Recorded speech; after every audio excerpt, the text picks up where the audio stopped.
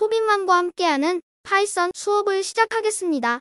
이번 시간에는 복합 자료형에 대해서 자세히 살펴보겠습니다. 자, 이제 복합 자료형에 대해서 살펴보겠습니다. 복합 자료형은 일단 변수가 여러 개의 요소를 가진 거예요. 숫자도 이제 여러분이 성적을 입력을 할 때 여러 명의 학생들의 성적이 있죠. 그리고 과목에서도 여러분이 국어, 수학, 경제 등등 이렇게 여러 개의 과목이 있기 때문에 각각의 점수를 이렇게 리스트형으로 넣어줄 수도 있고 투플로도 넣어줄 수 있습니다. 그래서 이런 것을 복합 자료형이라고 해요. 하나의 데이터를 저장하는 것이 아니라 여러 개의 요소를 가진 데이터 구조를 복합 자료형이라고 합니다. 그런데 여기서 리스트, 튜플하고 딕셔너리, 집합 이렇게 두 개의 부분으로 분류를 해서 살펴보면 리스트와 튜플은 순서가 굉장히 중요합니다. 그런데 딕셔너리하고 집합은 순서가 없어요. 그래서 출력할 때마다 결과가 달라질 수도 있어요. 우리가 A, B, C, D, E라고 순차적으로 자료를 저장시켰는데 출력을 하게 되면 A, B, C, D, E가 나오는 게 아니라 E, B, C, D, A 이런 식으로 나올 수도 있습니다. 그래서 리스트와 투플은 순서가 있다. 그리고 딕셔너리 및 집합은 순서가 없습니다. 그래서 순서가 있다는 것은 정렬이 된다는 걸 뜻합니다.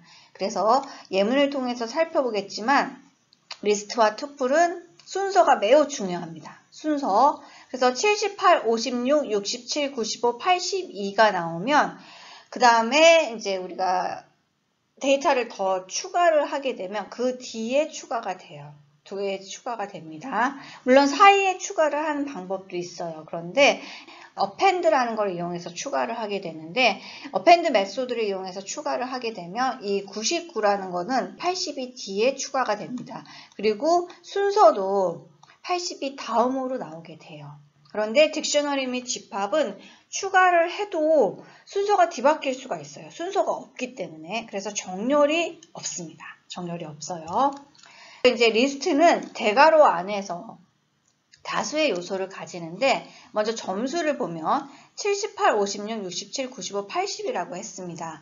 요 인덱스 순서는 반드시 0번지부터 시작을 해요. 그래서 0번지, 그 다음에 56은 1번지, 그리고 67은 2번지, 95는 3번지, 82는 4번지가 됩니다. 그런데 만약에 2번지에 있는 67의 값을 70으로 변경을 하고 싶어요. 그러면 이런 식으로 이제 변경이 됩니다.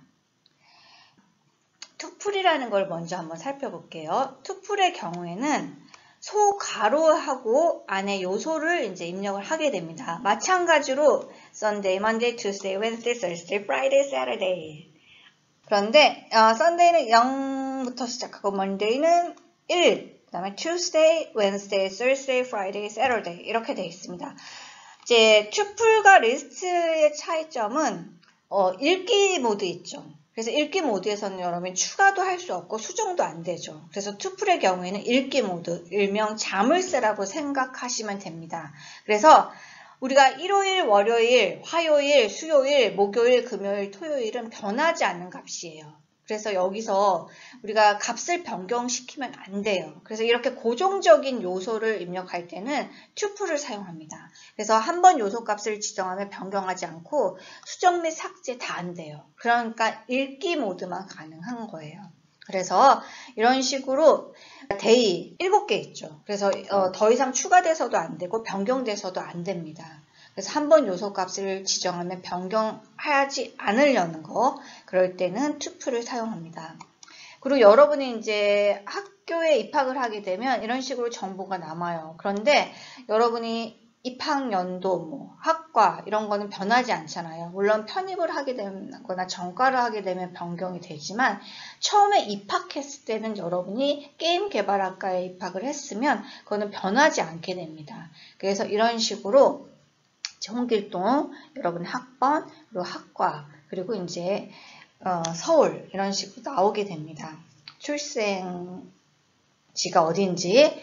그래서 서울인데 부산으로 변경하고 싶어요. 이게 될까요? 안 됩니다. 그래서 부산으로 변경하는 건 안 되고 뭐 값을 더 입력할 수도 없어요. 값을 더 입력할 수도 없습니다. 근데 리스트의 경우에는 이런 식으로 99라는 값을 추가를 해서 현재 요소 수가 5개인데 6개로 이렇게 추가가 가능합니다. 그리고 이제 개, 고양이, 토끼, 기니피그라고 있는데 마찬가지로 접근을 할 때는 토끼는 2번지죠. 0, 1, 2니까 이런 식으로 이제 인덱스 접근이 가능합니다. 그리고 토빈이가 이제 사자 같은 성격을 지녔죠. 이제 토사자인데 그러면은 인덱스 2번째에 있는 토끼를 사자로 변경하게 되면 이제 그 다음에 출력을 했을 때는 토빈이는 사자입니다라고 나오게 됩니다. 이 부분이 아주 중요해요. 그래서 요소값의 생성, 삭제, 수정, 중복이 가능한 건 리스트고요. 가로하고 요소수를 넣게 되면 투플입니다. 이거는 요소값의 생성, 삭제, 수정이 불가능합니다. 중복은 가능해요. 그러니까 중복이 가능하다는 게 뭐냐면 이제 우리가 처음에 세팅을 할 때 개, 고양이, 토끼, 기니피그 이렇게 입력을 할 수 있다는 거예요. 그래서 중복이 불가능한 게 이제 집합입니다. 그래서 복합 자료형은 여러분이 꼼꼼하게 이론을 숙지하셔야 돼요. 그리고 순서가 매우 중요해요. 그럼 다음 슬라이드 한번 보겠습니다.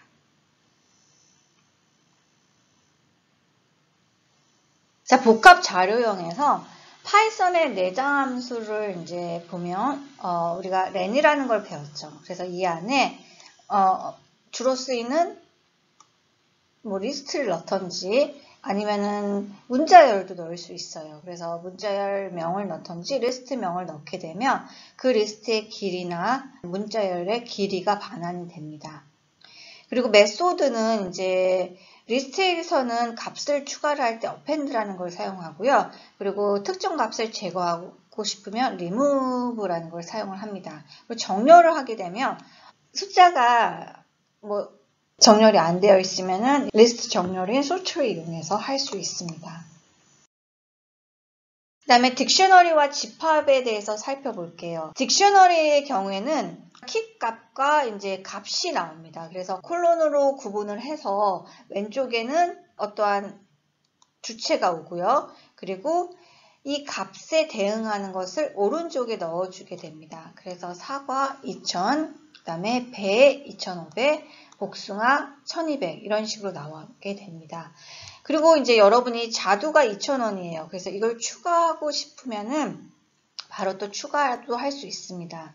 그래서 만약에 내가 자두 2,000이라고 하게 되면은 이제 업데이트라는 걸 이용해서 할 수가 있습니다. 자두 2,000을 추가한 예문은 없지만 이제 한번 여러분이 해보시기 바랍니다. 김연아는 피겨 스케이팅, 류현진은 야구, 손흥민은 축구라고 되어 있는데 저 추가를 하고 싶어요. 그래서 업데이트라는 걸 이용해서 가로를 해야 됩니다. 무조건 메소드나 함수는 함수 명이 와도 가로, 그 다음에 메소드 명이 와도 가로가 들어가야 됩니다. 그래서 김연경 농구, 채토빈 피구 하게 되면 이제 요소수 2개가 더 추가가 됩니다. 그런데 류현진이 이제 야구를 그만뒀어요. 그래서 이제 개그맨이 되셨어요. 그러면은 이런 식으로 류현진을 개그맨으로 변경도 가능합니다.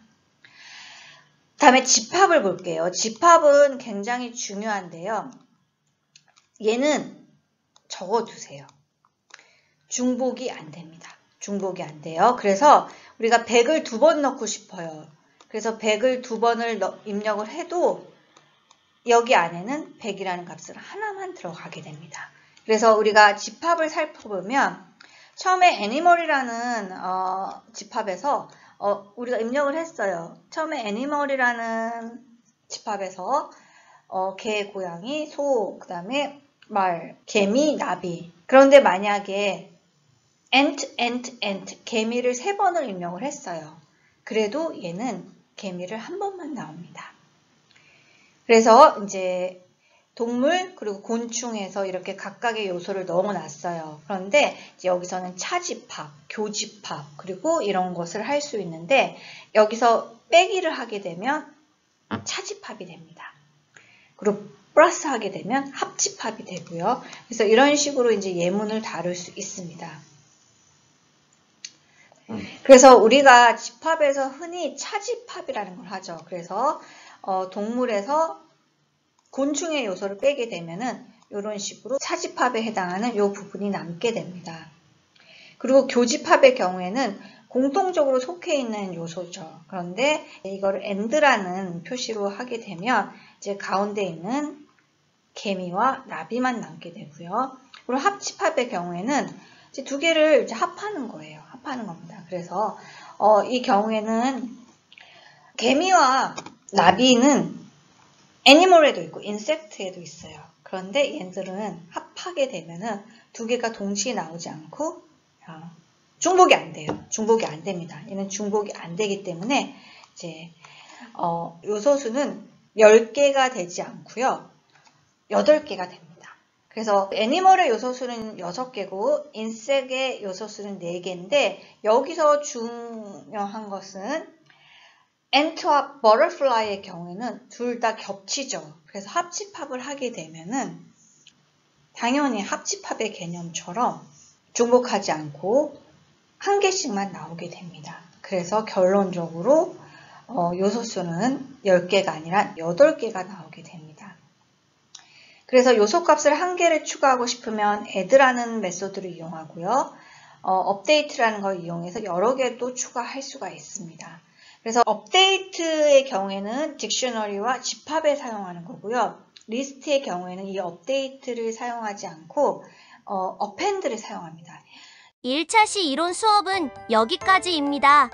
정리하면 딕셔너리와 집합은 update라는 걸 이용해서 요소를 추가 또는 수정을 하고 리스트에서는 append를 이용해서 추가를 합니다. 이번 시간은 여기까지 하겠습니다. 수고하셨습니다. 감사합니다.